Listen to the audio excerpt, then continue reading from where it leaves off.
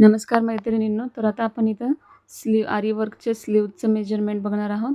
तर इथं माझी तयार स्लीवची जी बाही आहे ती 9ची आहे. तर इथं मी 10ला मार्किंग करून घेतलेलं आहे आणि माझ्या स्लीवचा जो दंडघेर आहे तो 6.5चा. त्याच्यामध्ये 3 इंच घेऊन आपण इथं 9.5ला मार्किंग केलेलं आहे. त्यानंतर ना आपण असा हा स्क्वेअर बनवून घ्यायचा.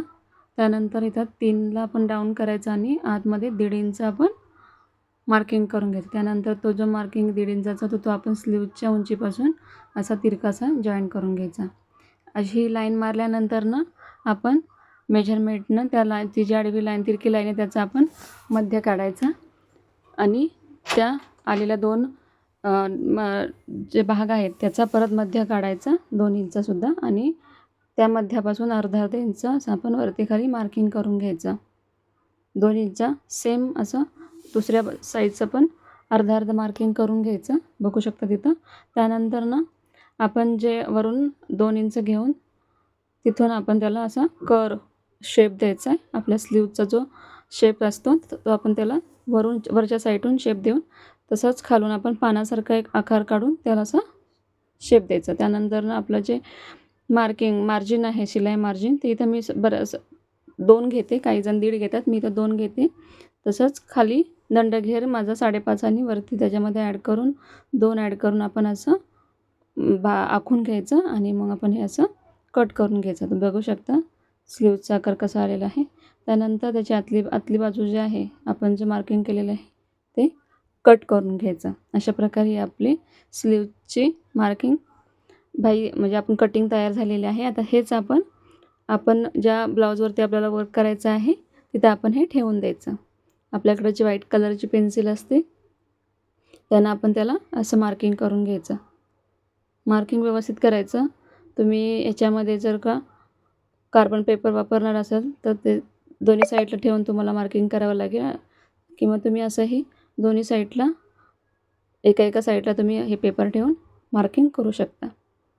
तर असं थोडंसं सुरुवातीला आपण असं पेन्सिलनं थोडंसं मार्क करून घ्यायचं आणि मग स्केलनं व्यवस्थित ते आखून घ्यायचं. व्यवस्थित आलं पाहिजे. थोडंसं खालीवर नाही झालं तरी ते मग दिसायला एकदम व्यवस्थित दिसत नाही. त्यानंतरनं हे मार्क करून झाल्यानंतरनं दोन्ही बाजूनं माझं जे शिलाई मार्जिन आहे 2-2 इंचाचं ते मी मार्क करून घेतलेलं आहे, लाईन मारून घेतलेलं आहे. त्याच्यानंतरनं त्याच्या आतमध्ये सुद्धा अर्धा इंच शिलाई मार्जिन सोडून अर्धा इंच मग मी वर्क करणार आहे.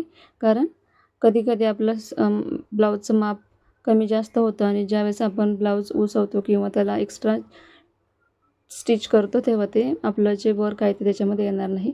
वरच्या साईडने सुद्धा तुम्हाला शिलाई मार्जिन सोडून जे तुम्हाला वर्क करायचं आहे आरीवर, तर ते अर्धा इंच सोडून तुम्ही त्याच्यामध्ये आतमध्ये करू शकता जेणेकरून ते तुमच्या शिलाईमध्ये येणार नाही. तर अशा प्रकारे मी इथं खाली जे दंडाला जी डिझाईन आहे ती कार्बन पेपरनं काढलेली आहे. तुम्ही ह्याच्या आधी पण माझा जो बॅक नेकचा व्हिडिओ आहे तो मी बघितला असेल. तीच सेम मी हाताला डिझाईन करणार आहे. त्यानंतरनं वरती आपण तुम्ही बघू शकता इथं मी वरच्या डिझाईनचं मार्किंग करत आहे. ही जी डिझाईन आहे त्याचा मी स्लीवचा मध्य काढून मधून एक स्ट्रेट लाईन मारलेली आहे. त्यानंतरनं एक इंचाचं मी मार्किंग केलेलं आहे. तसंच दोन्ही बाजूनं केलेलं आहे. बघू शकता तुम्ही. ही अशी आपल्याला डिझाईन तयार करायची आहे. तर वरची जे आपण मार्जिन टाकलेलं आहे अर्धा इंचाचं, तिथून पण तुम्हाला 1 इंचाचं मेजरमेंट टाकून तिथून तुम्हाला ते मार्क करायचं आहे. सेम तुम्ही ह्या प्रकारे या साईडला पण करायचं आहे. तर आता आपण ह्याच्यावरती वर्क करणार आहोत.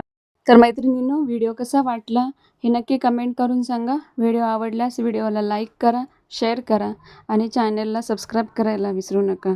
धन्यवाद.